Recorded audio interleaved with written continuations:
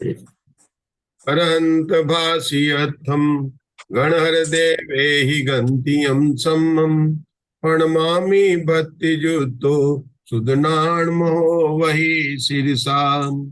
तीर्थंकर उद्देश्य श्रुताय नमो नमः। रत्नत्रय धारक आचार्य उपाध्याय साधु परमेष्टिभ्यो नमो नमः। द्वादशांग की इस कक्षा के अंदर हमारा यहाँ पर पूर्वों का विषय चल रहा है। 7वें पूर्व का नाम है आत्म प्रभात पूर्व। 14 पूर्व में से पहले हमने उत्पाद, दूसरा अग्रायणी, तीसरा वीर्यानुवाद, चौथा अस्ति नास्ति प्रवाद, पांचवा ज्ञान प्रवाद, छठा सत्य प्रवाद और 7वें पूर्व का नाम है आत्म प्रवाद। इस पूर्व की सबसे बड़ी विशेषता यह है कि इसमें अपनी आत्मा का वर्णन है। नाम ही उसका आत्मा, आत्मा का कथन, आत्मा प्रवाद। और द्वादशांग में जितने भी पूर्व हैं और अंग हैं उसमें इसका और कल्याणवाद का, मतलब 11वें नंबर के कल्याणवाद का और 7वें नंबर आत्म प्रवाद पूर्व का, दोनों का संख्या की अपेक्षा से चाइना है। 26 करोड़ की पॉपुलेशन है। कितनी? 26 करोड़। पद संख्या कितनी है? जैसे विश्व में चाइना की पॉपुलेशन सबसे ज्यादा है, तो द्वादशांग के अंदर पदों की संख्या किसकी ज्यादा है? कि 7वें आत्म प्रवाद पूर्व की और कल्याणवाद पूर्व की, जो 11वें नंबर के, दोनों 26 करोड़। मतलब वहां पर कितना था मालूम है आपको? 18,000 पद का पहला आचार अंक था। 36,000 का, वो हजारों में बात चल रही थी। यहाँ कितनी हो गई है? 26 करोड़ की बात हो गई। और इसमें आत्मा का कथन है। अब आत्मा का कथन है तो आत्मा का कथन किस प्रकार से किया जाता है उसके बोल के लिए प्रसिद्ध गाथा है। और यहाँ पर 19-20 बोल आ गए। और इन बोलों को अगर हम सूक्ष्मता से देखें तो द्रव्य संग्रह ग्रंथ के जो 9 बोल हैं वो इन्हीं उन्हीं बोलों में से निकले हुए, ऐसा प्रतीत होता है। मतलब कि द्रव्य संग्रह का विषय भी आत्म प्रवाद पूर्व से निकला है। इसका क्या अर्थ है प्रीति जी? कि यद्यपि हम कहते हैं कि अंग इनका ज्ञान का पूरे का नष्ट हो गया, लेकिन थोड़ा बहुत आचार परंपरा से, किसको आत्म प्रवाद का था, किसको दृष्टि प्रवाद का था, किसको अग्रायणी प्रवाद का था, थोड़ा बहुत जो है ज्ञान सबको था। और जैसे जैसे आचार परंपरा से प्राप्त होता उस प्रकार के उन्होंने ग्रंथ की रचना कर ली। इसके बोल ही बड़ी सुंदर है। पहला बोल था जीव, दूसरा बोल था कर्ता, तीसरा बोल क्या था? वक्ता, चौथा बोल था प्राणी, फिर था भोक्ता। हमने अलग अलग इसके बोल दे। फिर अपना चल रही थी वेदक कहा था। इसको क्या कहा था? वेदक कहा था। क्योंकि बात यह चल रही थी, वेदक क्यों कहा था? कि त्रिकालवर्ती सर्व पदार्थों को जानने वाला है। ठीक है ना? तो वहां पर बात चल रही थी कि दोनों प्रकार से, निश्चय और व्यवहार से जानना। तो क्या ना, जानना भी दो प्रकार से होता है, निश्चय से जानना है, व्यवहार से जानना। तो दोनों प्रकार से क्यों कहा, इस बात पर अपनी चर्चा चल रही थी कि वहां पर क्यों कहा दोनों प्रकार से जानता है, ये बात क्यों आई थी वहां पर? बात है ना, व्यवहार से।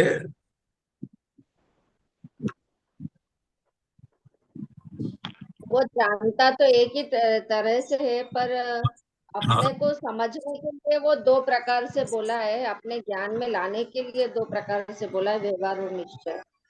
बढ़िया। सकल के की पहली लाइन बोलिए। सकल। सकल ज्ञान तदपि निजानंद रसनील सौजिनेन्द्र जयवंत नित अरिरज रहस विहीन। तो भगवान लोकालोक को जानते हैं, लेकिन अपने आत्मा में ये है। और नियम सार की 159 गाथा में इसी को स्पष्ट किया गया है कि केवली भगवान लोकालोक को व्यवहार नय से जानते हैं, नियम सार की 159 गाथा।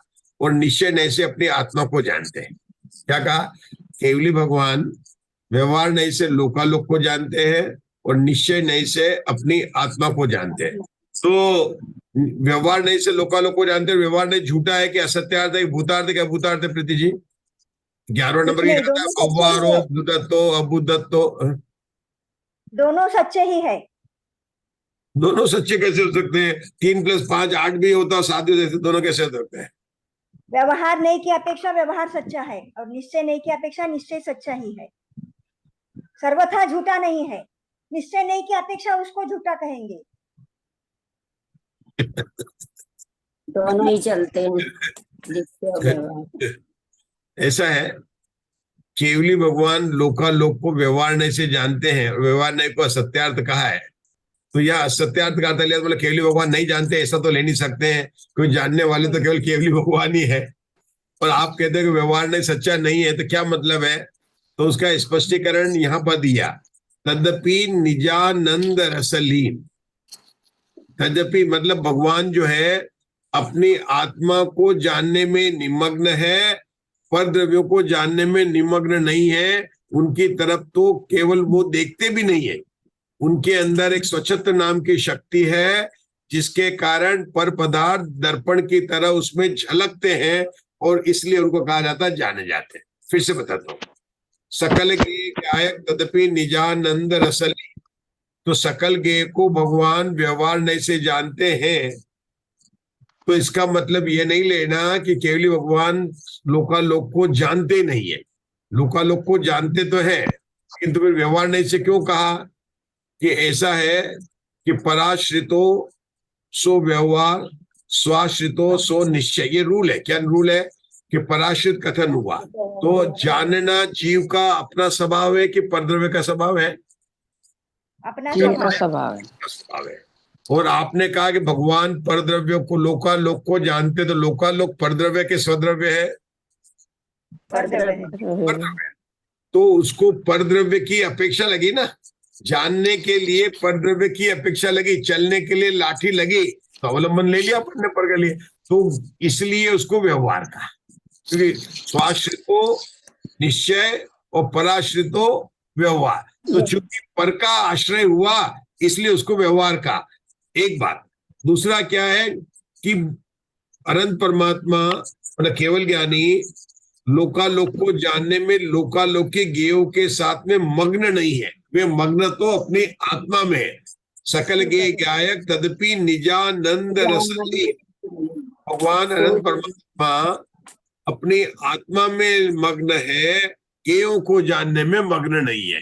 तो गेय जानने में कैसे आते हैं? कि भगवान आत्मा में स्वच्छत्व नाम की शक्ति है, जो दर्पण की तरह उनके ज्ञान दर्पण के अंदर लोकालोक झलकते हैं, इसलिए भगवान जान। अब समझे? निश्चय से दोनों प्रकार से जानने में आ गए। तो अब अपन कहेंगे कि आत्मा की ज्ञान गुण की शक्ति तो स्व पर प्रकाशक है। ज्ञान गुण का लक्षण क्या है? स्व को भी जानना, पर को भी जानना। तो अब आपने बोल दिया कि अनंत भगवान तो पर को तो जानते ही नहीं, वो तो उसके लिए जानते हैं, तो निश्चय से स्व पर प्रकाशक शक्ति कैसे घटेगी? अगर आपने ये कहा, ये तो माना नहीं व्यवहार से पर को जानते हैं, निश्चय स्व को जानते हैं, तो इसका मतलब ये हुआ कि स्व को जानना निश्चय और पर को जानना व्यवहार हो गया। ये तो स्व पर प्रकाशक शक्ति ज्ञान गुण पर कैसे घटेगी? ये तो पर की बात हो गई ना। तो देखिए, पद्मफलधारी देव ने इसको कैसे घटित किया, मैं आपको बताता हूं कि आत्मा का लक्षण ज्ञान है और ज्ञान का लक्षण स्व पर प्रकाशक है। फिर से, आत्मा का लक्षण ज्ञान है और ज्ञान का लक्षण स्व पर प्रकाशक है। व्यवहार और निश्चय दोनों को मिला के बोला तो निश्चय से अपने आत्मा को जानते हैं, पर को जो है जानते नहीं है, मग्न नहीं रहते हैं, व्यवहार से जानते हैं। बात आ गई। अब किसी शंकाकार का प्रश्न हो कि नहीं ज्ञान तो स्वयं का लक्षण है, उसमें पर की अपेक्षा कैसे लगा सकते हैं आपको? तो पद्मफलधारी देव ने इसका टीका में जो खुलासा किया है बहुत सुंदर है, मैं आप लोगों के साथ में शेयर करना चाहता हूं कि ज्ञान अपने को जाने, यह तो हुआ स्वप्रकाशक, और ज्ञान अपने से ही अन्य अपनी आत्मा के दर्शन, सुख, चारित्र, अन्य गुणों को जाने, यह हुआ ज्ञान का पर प्रकाशक। मतलब अपने द्रव्य पर ही लगाना, स्व पर प्रकाशक, दो द्रव्य पर नहीं लगाना। क्या कहा उषा दोषी? स्व पर प्रकाशक ज्ञान गुण का लक्षण है, स्व को प्रकाशित करना, पर को प्रकाशक करना। व्यवहार नहीं से पर प्रकाशक में लोकालोक को जानना आ गया, व्यवहार नहीं से किसमें आ गया? लोकालोक को पर को आ गया। लेकिन ज्ञान में निश्चय की पर की प्रकाशक ऐसा नहीं लेना, तो ज्ञान स्व पर प्रकाशक कैसे घटित होगा?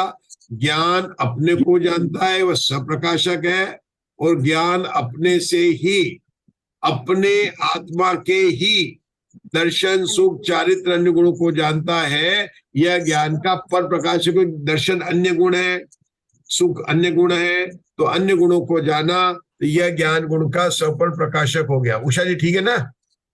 नियम सार की 159 गाथा की बात को बता रहे हैं।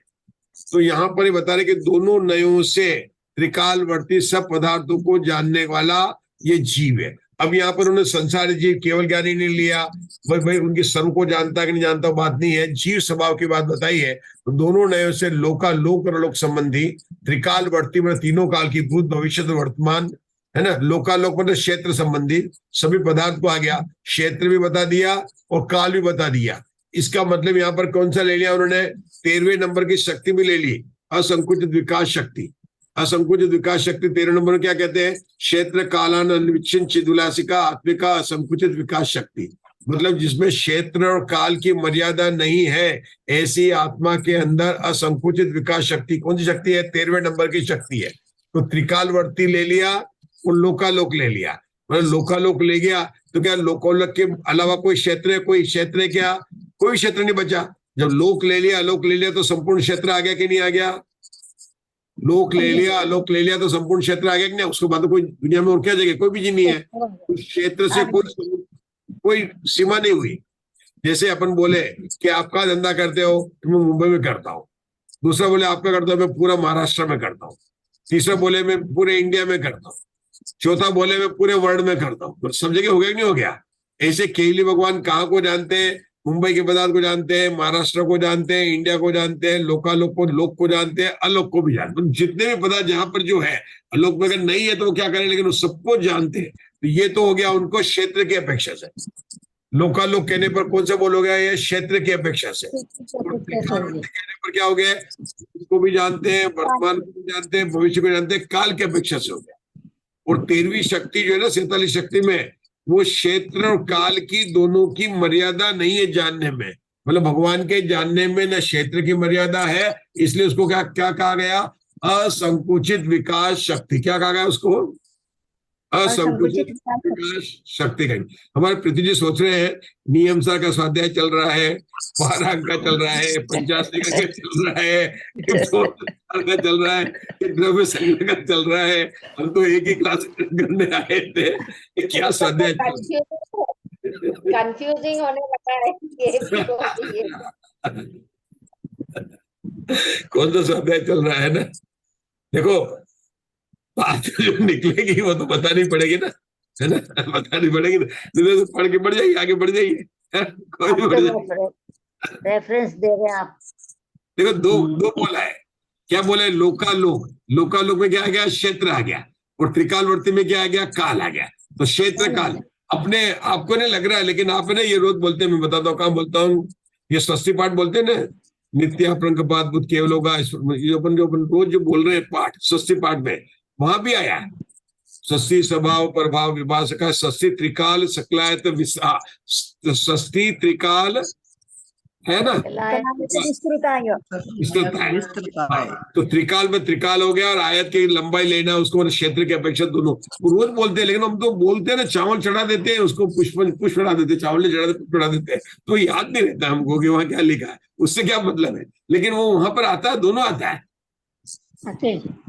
दोनों आता है, स्वस्ति त्रिकाल है ना। तो त्रिकाल और आयत कहते हैं उसको, क्षेत्र के हिसाब से, दोनों के हिसाब से लेना, वहां पाठ में आता वहां पर। प्रीति जी अगर आप मुझे उसका अर्थ करने लगोगे तो पूरा प्रवचन सार है। अब आप कहोगे हम तो पूजा करके आ गए, स्वस्ति स्वभाव प्रभाव विभाष का में पूरा प्रवचन सार है, उसको पाठ करें, रोज पाठ तो करते हैं, उसका अर्थ भी जानना चाहिए। वो जब आएगा तो देखेंगे, आज तो अपना ये बोल चल रहा है, अभी यहाँ पर लोकालोक को वेदक आ गया। चलिए प्रीति जब आप पढ़िए, थोड़ा आपको ज्यादा हो रहा है तो पढ़िए, व्यवहार से, हाँ ये बोल पढ़ना आगे का, विष्णु का।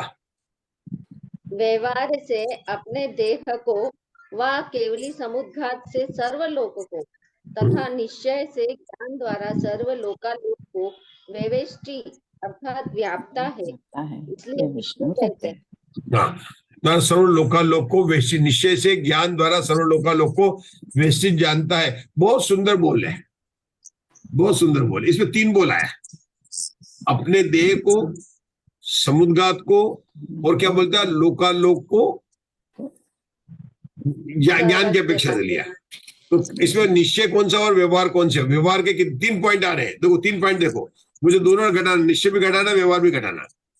व्यवहार से अपने देह को, केवली समुद्घात से सर्वलोक को, निश्चय से ज्ञान द्वारा सर्वलोकालोक को वेविष्टित, वेवेष्टित है ना, वेवेष्टि है ना, अर्थात व्याप्तता, वेवेष्टि मतलब व्याप्तता, इसलिए इसको विष्णु कहते हैं। मतलब भगवान आत्मा का एक नाम विष्णु है। अब इसे मतलब कि निश्चय पक्ष क्या बताया और व्यवहार पे क्या बताया, जो द्रव्य संग्रह का स्वदेह परिमाणो है ना, मतलब समुद्घात को की अपेक्षा चींटी के आकार में गया तो चींटी के आकार के हो गया, हाथी के आकार में गया तो हाथी के आकार हो गया, ये तो हो गया स्वदेह परिमाण हो गया। निकोदेह जीव में गया तो अंगुल का संख्या दवा हो गया, वहां गया तो 12.5 करोड़ घन योजन वाला महामत्स्य हो गया। मतलब जैसा देह धारण किया वो तो ये आ गया। अब केवली समुद्रात का नाम क्यों लिया? सर्वलोक व्याप्ता है, ज्यादा से ज्यादा प्रदेश। लोक पुराण के अपेक्षा से सर्वलोक को नहीं व्याप्ता है, सर्वलोक में तो अलोकाकाश भी आ जाएगा। लोकाकाश को 343 गणराजू लेंगे उसमें, मतलब है ना लोक पुराण की हाँ, लोक पुराण में जो सर्वलोक 343 गंध गातु राजू को वाले जो है उसमें पूरे लोक में व्याप्त होता है, उसके लिए बोला। अब उसको भी उन्होंने व्यवहार से क्यों कहा और निश्चय से तो क्यों बोला, उसको जो है ज्ञान से गुण से लिया। पराश्रित कथन है, लोकालोक को जानना। यहाँ पर पराश्रित वाली बात नहीं लगाएंगे, यहाँ पर अपन कैसे लगाएंगे ये ध्यान देखना, मैं बताता हूँ। यहाँ पर सर्वगत नहीं लगाएंगे, क्या लगाएंगे? सर्वगत नहीं लगाएंगे। कि सर्वगत नहीं किस लिए कहा जाता है कि ये भगवान उन गेहूं में जाता नहीं है, लेकिन अपने अंदर रहकर ही व्याप्तता है, ठीक है ना। तीन नहीं ना, सर्वगत नहीं, असर्वगत नहीं, शून्य नहीं, अशून्य नहीं, वो और ज्ञान गे देतने, ज्ञान गे अद्वितीय, ये 6 नए जो है जानने की अपेक्षा से। और ज्ञान गुण के किस तरह से जानता है तो आत्मा, क्योंकि अपन क्या ले रहे हैं मुग्धा जी, आप ध्यान सुनना, आप जो ना विष्णु ले रहे हैं, अपने को सिद्ध करना विष्णु करना। और विष्णु क्या के कण कण में भगवान मानते, विष्णु क्या मानते हैं? सारे जगत में मानते हैं। इसलिए आपको सर्वगत नहीं लेना पड़ेगा। मतलब सर्वगत नहीं लेना पड़ेगा मतलब प्रवचन सार की ये आपको 23 से लेकर 27 गाथा तक जो सर्वगत असर्वगत नहीं की बात है वो लेनी पड़ेगी। सर्वगत नहीं लेना पड़ेगा क्योंकि विष्णु के बोल चल रहा है, यहाँ पर विष्णु का बोल चल रहा है तो आपको सर्वगत। निश्चय व्यवहार का बोल तो वहां पर चला गया, अपना ऊपर वाले में चला गया, जो वहां पर बोलता ना लोकालोक वाली बात है। तो यहाँ पर सर्वगत नहीं लेना पड़ेगा विष्णु की अपेक्षा। तो व्यवहार से क्या कहा? आत्मा सर्वगत है क्योंकि सबको जानता है, मतलब अपने ज्ञान गुण से सभी को व्याप्त है, सभी गेयों में। सब गे उसमें आए नहीं, लेकिन जो जानता है तो सबको जानने वाला होगा, यही उसका व्यापक पना होगा। अन्य मत में क्या बोलते हैं कि जीव वहां जाता है, लेकिन यहाँ पर कहता है ज्ञान सबको जानता है, इसलिए वो सर्वव्यापक है, ये व्यापक पना बना, इसलिए विष्णु बनाया। और समुद्घात को और स्वदेह परिमाण को दोनों को व्यवहार से इसको विष्णु बनाया। विष्णु बना के 2 बोल हो गए। कौन से बोल हो गए? स्वदेह परिमाण और समुद्घात के अंदर, ठीक है। और निश्चय से कौन सा लिया इन्होंने? इन्होंने लोकालोक को जानता है, सर्वगत नहीं की अपेक्षित है। चलिए आगे क्या हो गया? सर्व लोकालोक को कैसे बनते मालूम है?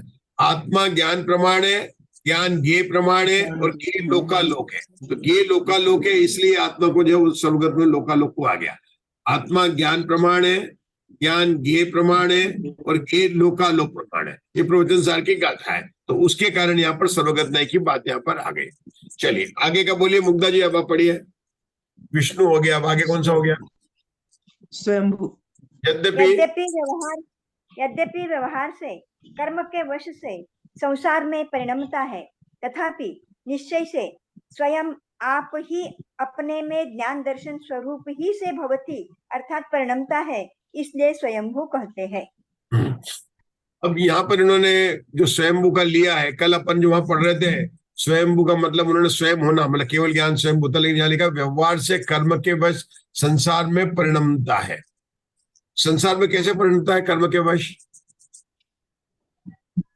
वो जन्म चारों गति में मनुष्य हुआ कर्म के कारण ही, मतलब वो ना जिस कर्म को, जिस आयु कर्म को बांधा, जिस गति कर्म को बांधा, वो संसार या क्या हो गया? चहुगति दुख जीव भरे हैं, परिवर्तन करे, सब विधि संसार असारा, यहाँ में नाई सुख लगारा। कहाँ की है मंजुला जी, कहाँ की है? ये छड़ाला छोड़ाला छड़ाला, बहुत बढ़िया। पांचवी डाल की है संसार भावना, छड़ाला की पांचवी डाल की भावना। चहुंगति दुख जीव भरे, जीव भरे परिवर्तन पंच पूरे कर। मतलब 4 गति में भ्रमण करना संसार भावना में लिया है, ठीक है ना। और 4 गति में कौन से? चारों आयु के कारण, मतलब जो जो आयु बांधा है वो कर्म है, आयु नाम के कर्म है। तो बोला, क्या बोला यहाँ पर? व्यवहार से कर संसार में परिणमता है। लेकिन व्यवहार से बोला, निश्चय से नहीं, निश्चय से स्वयं अपने आप ही अपने ज्ञान दर्शन स्वरूप से परिणमता है, इसलिए इसको स्वयंभू कहा। केवली भगवान को क्या कहा उन्होंने? मोक्ष लगे तो ज्ञान दर्शन रूप से स्वयं परिणमित हुए, ठीक है। आगे चलिए मंजुला जी आगे बढ़िए। व्यवहार से औदायिक आदि, व्यवहार से औदायिक आदि शरीर इसके हैं, इसलिए शरीरी कहते हैं। निश्चय से शरीरी नहीं है। अशरीरी व्यवहार से अशरीरी। मनुष्य आदि पर्याय रूप से परिणमता है। एक ही बोलना था आपने, एक ही बोलना था। तो औदारिक आदि में 5 शरीर लेना, तो 5, इसलिए इसको शरीरी कहा है। और निश्चय से इसके शरीर नहीं है। अशरीरी लेकिन छड़ाला में क्या कहा है? ज्ञान ज्ञान शरीरी शरीरी। हाँ, ज्ञान शरीरी त्रिविधि कर्म मतलब वर्जित सिद्धि महानता। छड़ाला में क्या आया? ज्ञान शरीरी। त्रिविधि आज कर्म तो पृथ्वी जी चकरा रहे कि कहाँ कहाँ छड़ाला भी आ गया एक बार। ज्ञान शरीर, ये आत्मा की बात है ना। आत्म प्रभात पूर्व, अगर आत्म प्रभात पूर्व में बात नहीं की तो कहाँ आएगी? आप लोग ध्यान सुनो, ऐसे 2 लाइन पढ़ के तो ऐसे पढ़ लेना का। लेकिन कुसुम जी, अगर आत्मा प्रभात में आत्मा की बात नहीं आएगी और छड़ाला का स्वतः बात कर तो आएगी ना, है ना। तो वास्तव में ज्ञान शरीरी है, लेकिन पुद्गल का शरीर तो व्यवहार से कहा जाता है। ये बात यहाँ पर आ गई। चलिए, अब किसका नंबर रह गया? आपने पढ़ा के केकरा जी पढ़ी है? हाँ जी। व्यवहार से मनुष्यादि पर्याय रूप से परिणमता है, इसलिए मानव कहते हैं। उपलक्षण से नार के त्रियंश देव कहते हैं। निश्चय से मनु अर्थात ज्ञान, उसमें भव अर्थात सत्ता रूप है, इसलिए मानव कहते हैं। तो मानव उसी को इसमें ज्ञान होता है ना। मनु इसलिए नाम लिया, मनु से शब्द ज्ञान का अर्थ किया। और यहाँ चूंकि मनुष्य आदि पर्याय से अपन मानव किसको मानते हैं? मनुष्य को मानव बोलते हैं। किसको बोलते हैं? मनुष्य को मानव बोलते हैं, है ना। लेकिन इन्होंने कहा कि नहीं, उपलक्षण से मनुष्य नहीं, मानव में किसको ले लेना? देव नरक त्रिन चारों गति को लेना, उसको बोलते हैं उपलक्षण से। इसको पृथ्वी क्या बोलते हैं? देशामर्शक कथन है, मतलब उसके अंदर गर्भित है, उसके अंदर मतलब आपने मनुष्य कहा है तो मानव चारों ले लिया। और इन्होंने निश्चय से किसको अर्थ किया? यहाँ पर इस ग्रंथ में मनु मतलब ज्ञान लिया है, ज्ञान से वर्त करता है, इसलिए वह मानव है। मतलब मनु से बना मानव शब्द बना। दूसरा इसका एक और आता है, मनु की संतान होने से भी ये मानव है। मनुष्य के लिए तो मनु, ये कुलकर होते हैं, उसमें शायद एक मनु की संतान बोलते हैं हम लोग। किसकी है कि मनु की संतान है। 14 कुलकर है ना। उसमें जैसे नाभि राय, वो उसके पहले के कुलकर में किसी का नाम मनु था, एक का नाम शायद मनु था, और मनु की संतान, है ना। फिर मनु की संतान तो मानते ही इनको, इसलिए मानव है। मनु की संतान होने से उसको मानव कहते हैं। यहाँ पर मनु का अर्थ इन्होंने ज्ञान में लिया। एक शब्द के कई अर्थ होते हैं। चलिए पढ़िए अभी, जय श्री श्राव। व्यवहार से कुटुंब, व्यवहार से कुटुंब मित्रादि परिग्रह में सजती अर्थात आसक्त होकर प्रवर्तता है, इसलिए सत्ता कहते हैं। निश्चय से सत्ता नहीं है।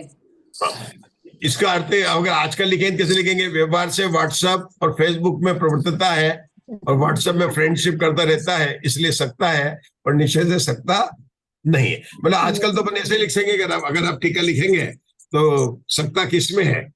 फेसबुक में, व्हाट्सएप में, उसी के अंदर सकता है, उसी के अंदर रहता है, ठीक है ना। तो मित्रादि लिखा तो मित्र कहाँ है? बाहर कहाँ मित्र है? मित्र केवल फेसबुक में ही है, बाकी तो कहीं मित्र है ही नहीं है। चलिए आगे का, हाँ किसको पढ़ना है? कुसुम जी को।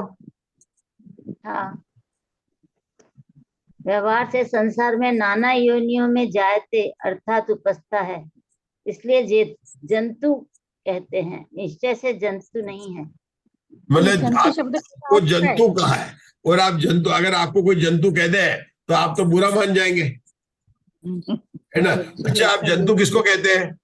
आपने कोई खाने का डिब्बा देखा, और उसमें कोई दिखाई दिया, देखो जंतु पड़ गए इसमें, क्या पड़ गए उसमें, जंतु पड़ गए, अरे बिगड़ गए, एकदम दिखाई पड़ गया, दिखा ना, देखो देखो देखो देखो जंतु पड़ गए, जंतु, क्योंकि वहां पर जंतु छोटा उपज गया ना, ऐसे आप भी उपजते हो, इसलिए आप भी जंतु हो। आज आप उस छोटे कीड़ा वहां उत्पन्न हो गया, इसलिए आप उसको जंतु कह रहे। जंतु किसको कहते हैं, आपके कोई की खाने की सामग्री थी, उसमें कोई देखा छोटे से किसी देखा इसमें जंतु हो गया, देखो देखो देखो देखो देखो जंतु, या जंतु किसको कहा अब, और किसको कहते जंतु किसको कहते, आप व्यवहार में जंतु किसको कहते हैं, छोटे से कीड़े को जंतु कहते हैं।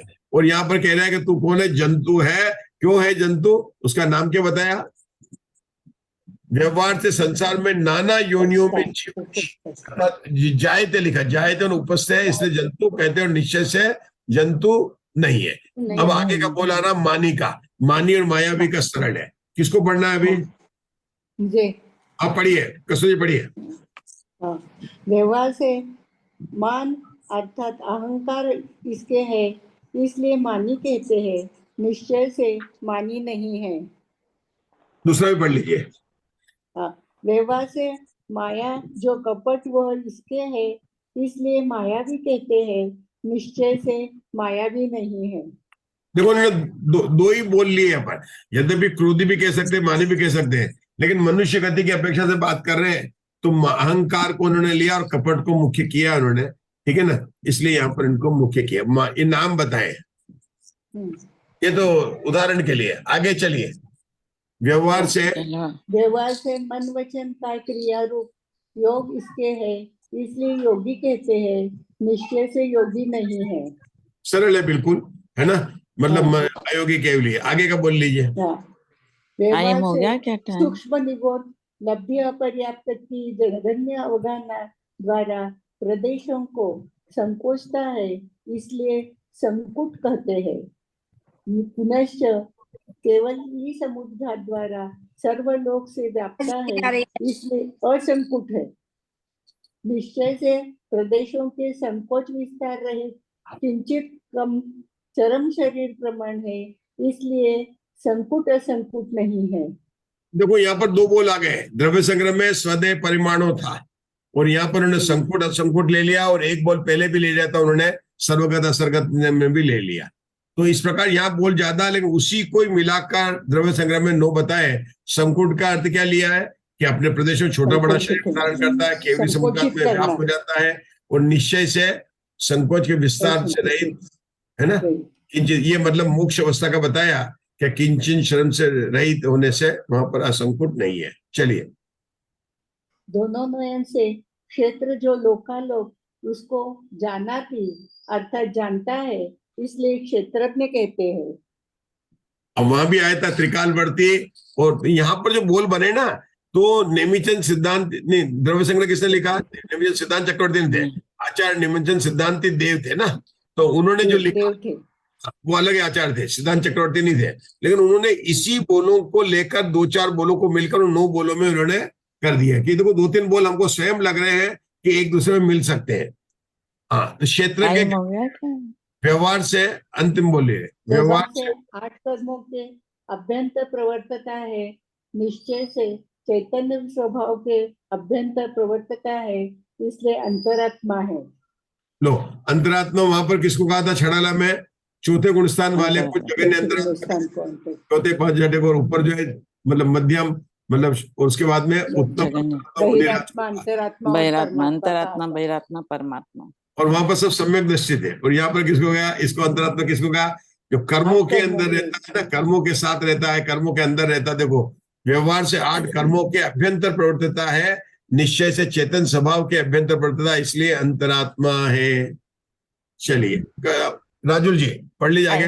टाइम हो गया, एक ही है अभी, एक लाइन है। चकार से किसको पढ़ना है, से कर्म 9 कर्म मूर्तिक द्रव के संबंध से मूर्तिक है, निश्चय से है इत्यादि आत्मा के स्वभाव जानना, इसका व्याख्यान इस पूर्व में है। इसके 2 लाख से 1300 को गुणा करने पर 26 कौड़ी पद है। आत्म प्रभात के आत्म प्रभात के 26 करोड़ है। इन्होंने क्या किया, 2 लाख को बना के उसको 50 से गुणा किया, 2 लाखों को 13 से गुणा किया, अलग अलग गुणा करके इन्होंने पद की संख्या को याद करने का अपना अपना तरीका था। तो आत्म प्रभात के अंदर हमने 19 बोलों के द्वारा जो है जीव को किस तरह से वर्णन किया गया। अब देखो ये वर्णन करने में तो अपने को इतना लग गया, लेकिन 26 करोड़ पद कितना कितना वर्णन होगा और आत्मा के बाद में कितना कितना आया, ये सोचने की बात है। अपन ने जब इन 19 बोलों के 2-2 लाइन के अर्थ करने लगे तो भी हमको उषा जी कहाँ कहाँ जाना पड़ा, नियम सार में, प्रवचन सार में, इधर उधर सभी ग्रंथों में जाना पड़ा। तो 26 करोड़ पदों में और एक एक पद कितना, 1634 करोड़ 83,07,888 है। तो इतना बड़ा जो है वर्णन गजब का है। चलिए अब आगे का पढ़ना है, थोड़ा शुरू करते हैं। टाइम हो गया होगा। जिनवाणी स्तुति करना। अभी एक मिनट। हाँ, कर्म प्रभात 8वां पढ़िए। कौन पढ़ रहा है? पढ़िए, आप ही पढ़िए उषा दोषी, टाइम हो गया तो पढ़ो 8वां। कर्म का प्रभात अर्थात परुपण, इसमें ऐसा कर्म प्रभात नामक 8वां पूर्व है।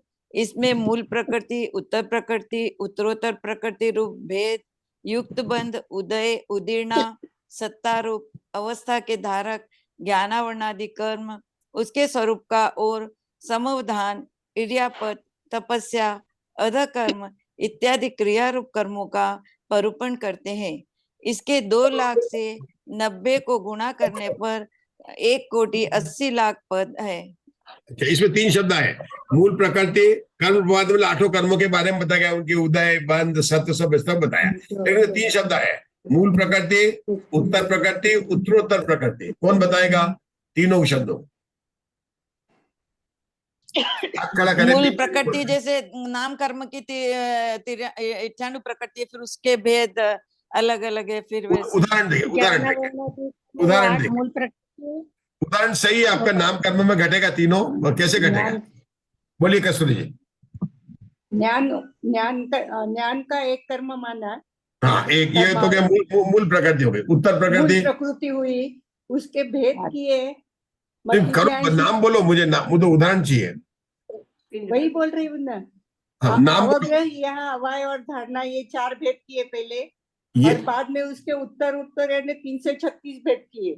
हाँ बराबर, अपने ज्ञानावर्णी कर्म का बराबर कर। नाम कर्म सही है, आपका उत्तर सही है। मतलब जैसे इन्होंने क्या किया कि ज्ञानावर्णी कर्म है, उसका उत्तर हो गया मति ज्ञान, और उसके फिर यह हो गया अवाय धारणा, ये जो उत्तर भेद किए, ऐसे 336 भेद किए, ये उत्तरोत्तर प्रकृति को। बहुत सही। नाम कर्म में ये भी होगा ना, ज्ञानावर्णादि के जो मतिशुद्धि ज्ञान है, ये भी माने जाएंगे। हाँ बताइए। नाम कर्म में ऐसे लेंगे कि नाम कर्म एक मूल प्रकृति है, उत्तर प्रकृति में जैसे गति, जाति, शरीर, अंगोपांग ये आएगा, और उत्तर प्रकृति में गति में तो नरक गति, मनुष्य गति ऐसा आएगा। बहुत बढ़िया। मतलब जैसे पिंड प्रकृति लिया तो मूल नाम कर्म है, गति उत्तर प्रकृति हो गई, उसके भेद कर दिए। ऐसे जैसे वर्ण किया तो वर्ण हो गए उत्तर प्रकृति, और उसके किया काला, हरा, पीला, नीला, लाल किया तो उत्तरोत्तर प्रकृति है। मतलब इन्होंने इस तरह से किए भेद करके। उत्तरोत्तर भी आगे कर सकते, जैसे मैंने किया था हुंडक संस्थान को लेकर सब भंग बनाए थे ना, इतने भेद हैं, उन सबके इन्होंने विविध अवस्थाओं को जिसमें बताया जाता है, उसको कहते हैं कर्म प्रभात नाम का पूर्व। ये कौन सा पूर्व हुआ? 8 पूर्व हुआ। तो हम यहाँ पर रुकते हैं। ये इसका विषय तो हमारा चल ही रहा है, शाम को भी चल रहा है, लेकिन बात है कि कितने बड़ा विशाल इस द्वादशांग जनवाणी में आया है, जिसकी अपन कल्पना भी नहीं कर सकते हैं। और मुख्य बात तो ये है कि इतना बड़ा विषय जाना कैसे होगा, गौतम गंधर्व ने कैसे जाना होगा, कौन सी क्लास में, कितनी क्लास अटेंड की होगी, कितने शिविर अटेंड किए होंगे, स्मृति जी कितनी बार कितने गए होंगे, उनके तो ज्ञान में झलक हो जाता है, तो सब ज्ञान। उषा जी केकरा बता रहे कितनी क्लास अटेंड की? अंतर मुहूर्त। अरे ज्ञान कैसे हो गया, बिना पढ़े कैसे हो गया? ये कुसुम जी क्या बोल रहे हैं? हाँ, अंदर से आता है ज्ञान, हमको देख के ही हो गया। बोलिए कोई बोलिए। आत्मा को जाने के ही सब कुछ पता चल गया। ये द्वादशांग का ज्ञान पढ़ पढ़ के वो आईआईटी जावाणी की के ज्ञान से सूझे लोकालोक, तो उनके लोकालोक में ज्ञान जिनवाणी के ज्ञान में झलक रहा है। ये द्वादशांग का ज्ञान संयम से प्रकट होता है, क्लास अटेंड करके, कोचिंग क्लास से इससे नहीं प्रकट होता है। ये बिना पढ़े संयम के बल से प्रकट होता है, चारित्र के अपेक्षित है। ये सारे के सारे अंग विशुद्ध मान अगर इतने पढ़ने जाए ना तो कितने भाव निकल जाए तब भी याद नहीं रहे, क्योंकि शैवशम ज्ञान कैसा है, पानी में लिखे हुए अक्षरों के समान है। ये वास्तव में ज्ञान जो है सब पढ़ के नहीं प्रकट हुआ है, ये संयम के बल से प्रकट हुआ है। वास्तव में जो ज्ञान हम कर सकते हैं तो केवल भेद ज्ञान ही करना है, बाकी ये सब ज्ञान तो स्वतः ही प्रकट हो जाएगा। ऐसी भावना से हम जो है अपने जीवन में सम्यक दर्शन प्राप्त करें, चारित्र को अंगीकार करें, इसी भावना से यहाँ पर विराम। चलिए जिनवाणी स्तुति कम करें। जिनवाणी स्तुति बोली। दूध में डाल के वो लेना, वो ले लेंगे थोड़ा सा। कौन बोल रहा है, बोलो।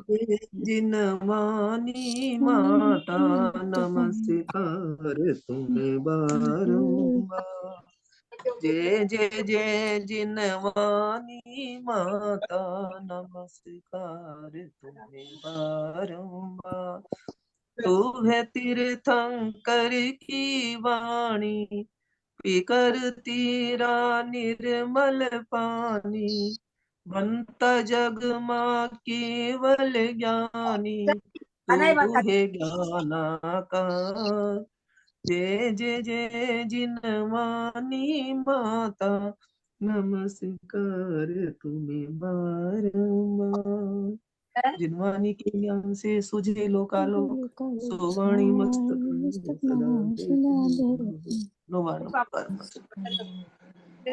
नमो अर्यंताणं नमो सिद्धाणं, नमो आर्याणं नमो वज्राणं, नमो लोये संशावनं। नमो अर्यंताणं नमो सिद्धाणं, नमो आर्याणं नमो वज्राणं, नमो लोये संशावनं। नमो अर्यंताणं नमो सिद्धाणं, नमो आर्याणं नमो वज्राणं, नमो लोये संशावनं। नमो अर्यंताणं नमो सिद्धाणं, नमो आर्याणं नमो वज्राणं, नमो लोये संशावनं। नमो अर्यंताणं नमो सिद्धाणं, नमो आर्याणं नमो वज्राणं, नमो लोये संशावनं। नमो अर्यंताणं नमो सिद्धाणं, नमो आर्याणं नमो वज्राणं, नमो लोये संशावनं। नमो अर्यंताणं नमो सिद्धाणं, नमो आर्याणं नमो वज्राणं, नमो लोये संशावनं। नमो अर्यंताणं नमो सिद्धाणं, नमो आर्याणं नमो वज्राणं, नमो लोये संशावनं। नमो अर्यंताणं नमो सिद्धाणं, नमो आर्याणं नमो वज्राणं, नमो लोये संशावनं।